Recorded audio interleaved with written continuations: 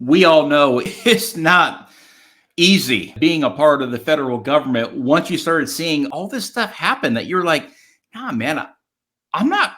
I'm not standing with this here. This doesn't make any sense. I'm not going to go along to get along.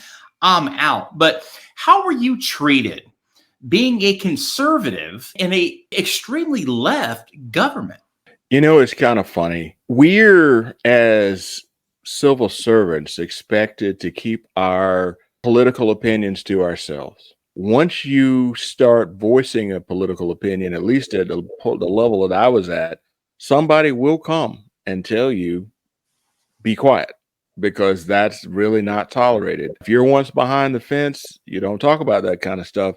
You might say something, but eventually somebody will remind you that your paycheck comes from Uncle Sam and you're supposed to be a nonpartisan person. That's kind of where I was. It was driving me crazy. I'm sitting up here doing things that I didn't necessarily agree with and seeing things that the American people would be very unhappy with. But I had to believe that my leadership was aware and doing what they thought was the right thing. And it was my job to execute. And so that's what I did. There were many, many nights that I was up in the middle of the night wondering, what the hell am I doing?